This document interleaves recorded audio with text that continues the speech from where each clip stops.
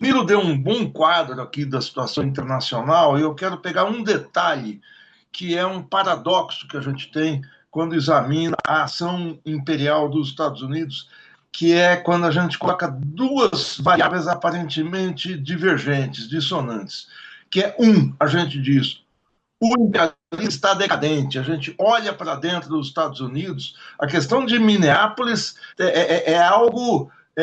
O tipo de comportamento do ICE, da polícia contra a imigração, a ação anti-imigrante, a ação racista interna que o governo americano tem, mas, ao mesmo tempo, a reação popular, a reação em mais de 60 cidades, a derrota que o governo teve nas várias eleições municipais, notadamente a importantíssima vitória que o progressismo, a centro-esquerda, que o Mandame teve em Nova York, fazendo uma campanha abertamente anti-sionista, abertamente dizendo: eu sou o imigrante. Ele não está fazendo campanha defendendo os imigrantes, eu nasci em Uganda. Então, é uma campanha. Essa vitória, vamos ver como vai ser o governo Mandame, mas as medidas dele, ele proclamar que ele é um socialista. Claro que a gente sabe que ser socialista nos Estados Unidos é algo diferente da gente dizer que é socialista aqui na periferia do mundo, mas é uma ousadia. Num país que reedita o macartismo, uma perseguição interna, como o Miro falou, a gente diz, ele está em decadência interna e externa. Mas, ao mesmo tempo, ele está. Aí teve uma vitória espetacular na Venezuela. O Trump é capaz de roubar, sequestrar a agenda política global a todo momento. Então, ele está na Venezuela, tá, coloca ofensiva sobre a Groenlândia, se coloca em vários aspectos, vai retirar a OTAN, vai sair da OTAN, apoia Israel, diz que acabou com 10 guerras, saiu de 66 agências da ONU, enfraquece os organismos multilaterais. A ofensiva dele não aparenta ser de quem está em decadência. E aí, como é que a gente entende essa dissonância? A gente entende essa dissonância vendo o seguinte: os Estados Unidos começaram a perder a hegemonia global. O que é perder a hegemonia global? Quando os Estados Unidos fizeram, como sempre fizeram, cerco, sanções, bloqueios econômicos a países pequenos, como Cuba, como Nicarágua, como Venezuela, como Irã, os países se deram, as populações dos países sentiram isso pesadamente, empobrecimento, perda de popularidade dos governos, etc. e tal. Houve um ponto de virada do imperialismo americano que foi a questão da guerra na Ucrânia. Vocês sabem, a gente pode ter vários pontos de vista, mas a guerra na Ucrânia, a invasão russa na Ucrânia, por mais que a gente condene a invasão de um país por outro, foi uma guerra defensiva por conta da expansão da OTAN nos últimos 30 anos. A OTAN é um organismo que não tem a razão de existir. Quando eles chegam às bordas da Rússia, depois de 15 anos de alerta do Putin, não cheguem perto, não venham para as nossas fronteiras, colocam perigo, a Rússia invade. Imediatamente, o Joe Biden, em 3 de março de 2022, eu me lembro bem desse discurso, ele faz um discurso dizendo o seguinte: nós vamos expulsar a Rússia do sistema internacional. A Rússia vai se tornar um pária no mundo. E aí começa, expulsa do sistema SWIFT, a Europa para de comprar gás e petróleo russo, os Estados Unidos promovem um atentado, que é a implosão dos dois gasodutos Nord Stream 1 e 2, que levava gás barato para a Alemanha e para a Europa. Mas, mais do que tudo, o cerco que os Estados Unidos impõem à Rússia é diferente de um cerco à Venezuela. Você impõe um país pequeno, tudo bem. Há uma potência nuclear, a Rússia rapidamente conseguiu encontrar maneiras de comercializar seu petróleo na moeda própria, no rublo. Além disso, outros países começam, aceleram a sua percepção de que é um perigo você ter investimento em títulos americanos ou você ter suas reservas cambiais, reservas em ouro, em outros países. A Rússia teve roubados em bancos britânicos e em outros bancos europeus 300 bilhões de dólares das suas reservas. Quando eles percebem, quando a China percebe, quando a Índia percebe, quando grandes países percebem que eles não estão a salvo do sequestro, do cerco, eles tomam atitude que a Venezuela, que Cuba, que o Irã jamais podem tomar. Eles passam a negociar entre si nas suas moedas locais. E a moeda chinesa, reservas cambiais que passam a ser feitas em ouro e não mais em dólar. A China vendendo títulos do Tesouro Americano, a ponto de, há 8 anos, a China tinha 3 trilhões de dólares em títulos, que ela comprou títulos do governo americano, ela passa a vender isso, e hoje as reservas da China em títulos americanos têm 700 bilhões de dólares. Claro que 700 bilhões é uma monstruosidade de dinheiro, mas é 4 vezes menos, mais de 4 vezes menos do que eles tinham. O que está acontecendo? O mundo começa a discutir, e isso é pauta das reuniões, tem sido pauta das reuniões do BRICS, mas isso tem sido pauta da imprensa geral, da grande imprensa. Sair da economia do dólar. O dólar é a última, o ponto mais, é o ponto nevrálgico da hegemonia americana. Os Estados Unidos têm hegemonia em poder militar, o Trump agora vai ampliar o poder militar de 1 trilhão, o orçamento militar de 1 trilhão para 1,5 trilhão de dólares. Isso é 8 trilhões de reais, é quase o PIB brasileiro que ele vai investir. O Trump começa essa ação que ele faz, ele chegou a colocar no início do ano passado o seguinte: quem sair da economia do dólar, os países que saírem da economia do dólar vão sofrer sanções. E começa a guerra das tarifas. A guerra das tarifas é uma guerra muito mais política do que econômica. Mas essa saída da economia do dólar não quer dizer que o dólar esteja saindo de cena. Mas cerca de 10% das transações internacionais já são feitas fora do dólar. Se o dólar perder a primazia que eles impuseram na Segunda Guerra Mundial de ser a moeda central do sistema internacional, ou seja, o dinheiro que cada país gasta, investe, faz planos, faz projetos e tal, é o dinheiro que eu emito com a taxa de juros que eu determino, isso é um poder tremendo. Se os países saem da economia do dólar, a hegemonia americana começa a entrar em crise. O que é hegemonia? Hegemonia não é poder. Hegemonia é o poder, é a capacidade de influir nos destinos de uma coletividade. A gente aprendeu isso com Gramsci. Do que se compõe a hegemonia? A hegemonia se compõe de convencimento, de eu convencer vocês que, ao defender meus interesses, na verdade, eu estou defendendo os interesses da coletividade. E depende de coerção, depende de força, de poder militar. Os Estados Unidos, com a capacidade de convencimento que tiveram no pós-guerra, ou seja, com a liderança moral, que é o que se chama, eles têm uma liderança moral sobre o mundo, eles patrocinaram golpes em toda a América Latina, invasões na América Central, bombardeios no Irã, no Iraque, no Irã, destruição do Estado líbio, avanço da OTAN para a Europa Oriental, dizendo o seguinte: eu estou fazendo isso tudo para o bem de todos, para o bem da democracia, de lutar contra o comunismo, dos valores ocidentais, da livre iniciativa, isso são interesses próprios deles. E eles colocam como interesse geral. Essa capacidade de ter liderança moral é que está se esvaindo. Por quê? Ninguém acha que ele prendeu o Maduro, que ele sequestrou o Maduro por conta do narcotráfico, do narcoterrorismo. Ninguém acha que ele quer a Groenlândia para defender a democracia. Ninguém acha que ele está se voltando contra o Irã porque ele está preocupado com direitos humanos no interior do Irã. Então, a capacidade de convencimento está se esvaindo. Se o Gramsci nos indica que convencimento e coerção têm que andar juntos, com proeminência do convencimento, meios de comunicação, cinema e tal, e se eu perco a capacidade de convencimento, como é que eu mantenho a minha hegemonia?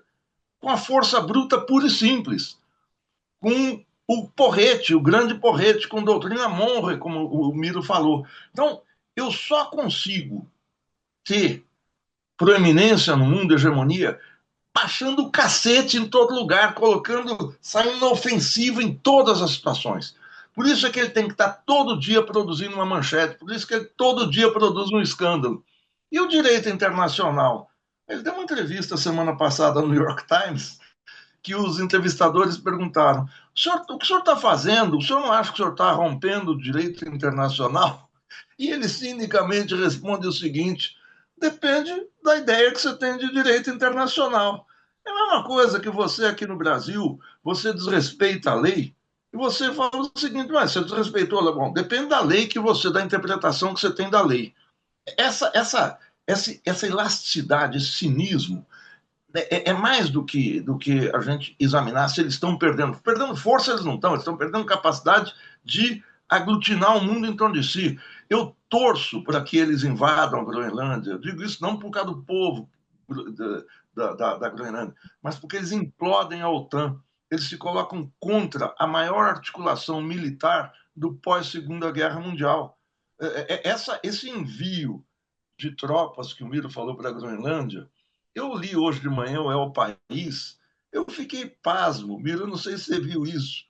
As tropas são o seguinte, são 13 dirigentes militares da Inglaterra, 15 técnicos em explosivos, não sei, da Dinamarca, não sei, não tem tropas, eles não sabem, a Europa não sabe o que fazer com isso. Eles estão pasmos com essas. Então, essa situação que gera incerteza no mundo. E é nessa situação de incerteza que a gente vai ter as nossas eleições aqui. Eu pego o que o Miro falou no final. Não são eleições fáceis. Houve um momento em que o governo saiu das cordas, mas muito mais, há muito mais um desmonte do outro lado, uma briga de foice do outro lado. É, Flávio Bolsonaro brigando com Michele, que odeia Caiado, que não. Parece aquele poema Quadrilha do Carlos Drummond de Andrade, Carlos que amava João, que amava não sei o que. O Chico fez uma música semelhante, mas aqui quadrilha tem um sentido de quadrilha mesmo. É uma percepção de que a extrema-direita está se engalfinhando num quadro em que eles têm hegemonia nas prefeituras. Vocês se lembram do resultado das eleições das prefeituras em 2024? O que tem de progressismo no Brasil? O Brasil tem 5.700 municípios. A extrema-direita ganha, a direita, junto com a extrema-direita, ganhou em todas as capitais, praticamente todas, na maioria das cidades do interior. Nós temos 10 a 12%. Nós, eu digo assim, chegando até o PSB, PDT, PCdoB. O PSOL encolheu. A única capital que tinha, que era Belém, perdeu. Então, eles têm na base da sociedade, eles têm no Congresso e eles estão com um problema na liderança. Agora, problema na liderança tem 8 meses das eleições. Numa situação em que o governo teve avanços, mas o governo tem inúmeros problemas que não são parte da frente nem da correlação de forças. Vocês querem ver? A pesquisa Quest, que saiu anteontem, indica que o Lula vence em todos os cenários. Primeiro e o segundo turno. Apesar do Tarcísio ter diminuído a distância, o Lula vence em todos. Mas aí, numa das que é o seguinte, o Lula, o governo, o Miro citou isso aí, como é que está a situação do governo nas pesquisas. Tem duas pranchas que diz o seguinte. Primeiro, avaliação do governo. O Lula está lá na frente, ganhando todo mundo. Avaliação, 39% de ruim e péssimo, 27% de regular e 32% de ótimo e bom. Se a gente somar o ruim e péssimo, esse regular, a gente sempre ou joga para lá ou joga para cá conforme o interesse. Mas regular não é bom. Se você soma 39 com 27, você vai ter 59, 66% reprova o governo. O otimista pode falar, não, eu pego os 32%, somo com 27, e os 32% vão dar 39, vão dar 59. O fato é que essa avaliação do governo é muito preocupante. Em geral, as agências de pesquisa consideram o regular como reprovação. E 56% acham que o Lula não merece um segundo mandato. Isso acende uma luz vermelha fortíssima. Pelo seguinte, embora esteja na frente, a situação não é consolidada. Vai depender da disputa política até as eleições. E eu acho que o governo não ajuda numa campanha desse tipo. Não está ajudando. Marigoni, 15 Porque minutos, só para você se organizar, viu? 15 minutos, tá? eu estou marcando aqui também, obrigado. Eu quero terminar em 7. O governo, a campanha principal desse último ano, teve o nacionalismo, teve isso tudo, foi o Congresso Inimigo do Povo. O governo terminou com o Lula falando, e a Gleice Hoffmann, que o Congresso aprovou tudo que o governo quer. Onde é que está a verdade? O Congresso inimigo do povo ou o Congresso aprova tudo? Essa é uma coisa que a gente tem que examinar. É curioso que o Congresso ele aprova tudo que o governo mandou de expansão de gastos, de ampliação de direitos. Então, a lei do salário mínimo foi aprovada. A questão do imposto de renda foi aprovado. Eles não têm problema com isso. Aumento do BPC foi aprovado. E foi aprovado mais, uma coisa incrível agora, no final do ano, que é o PL de realocação dos trabalhadores das elétricas privatizadas. A Eletrobras tinha 20 mil trabalhadores. Os 4, 5 mil já estão na rua. Vários outros das elétricas privatizadas antes perderam emprego. O que o PL de um deputado Assis Carvalho, do PT do Rio Grande do Norte, aprovado no Senado em 2023, dizia: o governo vai realocar no Estado esses trabalhadores, para que eles não percam o emprego. Foi aprovado no Senado, foi aprovado na Câmara, no Congresso Inimigo do Povo. O presidente Lula vetou. Qual o argumento? O argumento é que o aumento da despesa prejudica o desempenho primário, fiscal primário. Tudo no governo que bate contra o arcabouço, contra o déficit fiscal, é barrado pelo governo. Então, se a gente olhar, o Congresso é contra o seguinte: aumentar o imposto para super rico, o Congresso é contra qualquer questão que restrinja o poder sobre o orçamento secreto, é contra que restrinja o poder do centrão, que restringe o poder fisiológico dos deputados, dos senadores, desses chefetes do centrão. Mas expansão do gasto, o Congresso é a favor. Tanto que a Simone Tebet, numa entrevista o ano passado, disse que o Congresso, ela esperava que o Congresso fosse mais fiscalista que o governo, que a gente tem uma série de propostas que não consegue aprovar, como essa desse PL. Que campanha nós estamos entrando? Nós estamos entrando numa campanha em que a gente não está discutindo projeto, porque não tem diferença de projeto econômico. Tem sobre a aplicação dele. Mas desde 94, a gente está sob o jugo do tripé macroeconômico e desde o segundo mandato Fernando Henrique, do ajuste fiscal permanente. O governo Fernando Henrique era ajuste fiscal. O governo Lula 1, nem se fale, juros a 24,5%, superávit primário de 4,25%. No governo Lula 2, a gente teve uma folga porque houve o boom das commodities. O governo Dilma, não precisa nem falar o que foi aquele ajuste que ela fez com o Levi. O governo Temer foi o teto de gastos, vamos comprimir os gastos.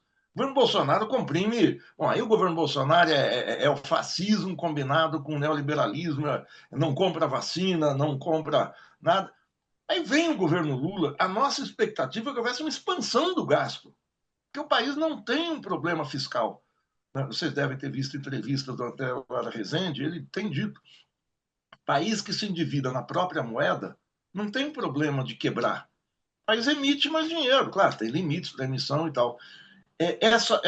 Esse ajuste fiscal é algo artificial, é uma imposição do sistema financeiro. O sistema financeiro é master, sistema financeiro é PCC na Faria Lima, sistema financeiro no Brasil hoje é a bandidagem, vocês sabem disso.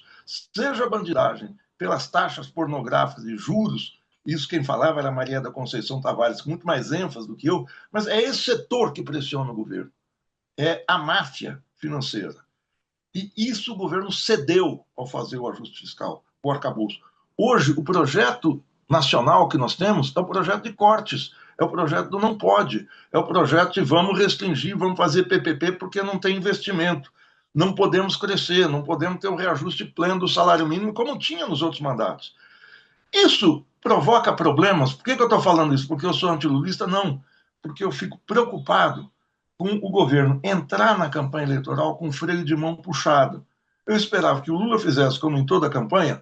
Tudo bem, faz o ajuste, chega no ano eleitoral, vamos gastar. Não. O Galípolo dá entrevistas e a ata do Banco Central diz o seguinte: nós estamos mantendo os juros em 15%, porque a economia precisa ser esfriada. Precisa esfriar a economia porque a economia aquecida vai provocar inflação. Provocando inflação, a gente tem descontrole. Então, o Banco Central do presidente indicado pelo Lula, com 7 dos 9 diretores indicados pelo Lula, resfriar a economia do Banco Central. Aí um dos diretores deu uma entrevista recentemente dizendo o seguinte: não, a política do Banco Central não seguia pelo mero calendário eleitoral. Mero calendário eleitoral? A gente está entre o fascismo e a democracia. A gente está entre a entrega do país e a possibilidade de ter alguma disputa com todos os problemas do governo Lula. Claro, vamos votar no Lula, vamos fazer campanha para o Lula. Agora, quando o Banco Central, indicado pelo Lula, fala um negócio desse, eu fico de cabelo em pé. Então, existe uma disputa com a direita, existe uma disputa interna ao governo, que não é da correlação de forças. Para terminar, falar da correlação de forças. O governo, os líderes do governo sempre falam, não dá para fazer muito porque a correlação de forças não permite. Será? As mulheres se lembram, todo mundo se lembra, em junho de 2024, quando Sóstenes Cavalcante, o Sóstenes, que a gente viu aí com dinheiro na mala, que vendeu uma casa com dinheiro vivo, apresentou aquela PEC que proibia em qualquer situação o aborto, mesmo sob estupro, que a PEC é uma PEC contra as mulheres, contra o direito das mulheres ao próprio corpo. As mulheres foram para a rua e uma votação que ia ser ganha foi revertida. Para não falar agora do 29 de setembro, na PEC da blindagem, a PEC da bandidagem. Foi aprovado na Câmara por larga maioria. Houve aquelas mega manifestações no Brasil inteiro, com destaque para o Rio de Janeiro, com Caetano, Chico Buarque, a revelia dos partidos, a revelia do governo. Lula falou para os ministros não irem. Eu vi o Paulo Teixeira aqui na Paulista só, mas foi lá, olhou um pouco e tal, mas o governo não patrocinou. E não só ela foi tirada de pauta, como o Senado, por unanimidade, rejeitou a PEC da blindagem. Então, se há mobilização social, muda-se correlação de forças. Eu espero que a gente consiga retomar a mobilização social para aprovar o fim da 6x1. Porque vocês se lembram, quando o Rick Azevedo, aquele rapaz do Rio de Janeiro, da periferia, negro, que trabalhava em farmácia, fez uma campanha eleitoral de mão em mão nos trens de subúrbio pelo fim da 6x1, isso virou um tema nacional. Quando chegou para o ministro Luiz Marinho falou, não dá, a economia não vai aguentar. Vocês se lembram, vocês sabem melhor do que eu. Vamos fazer empresa por empresa. Na hora que você coloca negociação direta empresa por empresa, vocês sabem o que acontece. É essa história. É o acordado sobre o legislado, não tem lei, é a selva do mercado. Então, espero que se consiga retomar a questão da tarifa zero. Eu acho que falta ao governo uma grande ação progressista, pró-trabalhadores, agora. E eu não noto isso. Eu vi aquele vídeo, para terminar, do Lula na praia. O centro da questão foi o Lula estar marombado. Achei ótimo o presidente estar marombado, porque, inclusive, aquilo foi feito, vocês sabem, para mostrar que o Lula, aos 80 anos, está com pleno vigor para continuar a campanha presidencial, para descolar a imagem do Biden, que tinha a cidade e não tinha condições de tocar. Não foi só por isso que o Biden saiu da campanha, ele estava mal nas pesquisas, mas é mostrar que o Lula tem pleno vigor. Mas ele fala algo, a fala dele, para mim, me incomodou muito. Ele está na Restinga da Marambaia e fala, olha aqui o encontro, que coisa maravilhosa, o encontro das águas que vem da esquerda, o encontro que vem da direita. E a gente precisa acabar com esse preconceito esquerda e direita, porque tudo forma esse mar. Gente, na época da campanha, eu não sei vocês, eu acho que isso não funciona. Eu tenho que botar a esquerda para funcionar. Militância é trabalho, é um discurso mais de classe que o Miro fala que a gente tem que ter, mas acho que o governo teve isso em 2022, é revogar, ia reestatizar a Eletrobras, mas mais do que tudo ia rever a lei trabalhista, isso foi esquecido, mas eu acho que é fundamental a retomada de um discurso de classe. Eu sei que o presidente não vai fazer um discurso radical de classe, mas misturar essa coisa, quer dizer, você não fazer uma ação concretamente, reajustou agora as aposentadorias acima de um salário mínimo, vão ter um reajuste abaixo do IPCA. O IPCA é 4,5%, foi de 3,9% como o INPC. Não dá para entender. Eu acho que o Lula está fazendo uma campanha distinta das outras que ele fez, num período em que a gente tem essas pesquisas preocupantes, uma mídia contra nós, uma maioria de direita, ainda sem candidato, mas daqui até a campanha tem muita água para rolar por baixo da ponte, e eu acho essa uma campanha difícil, que a gente vai ter que ter um empenho redobrado. Obrigado, gente.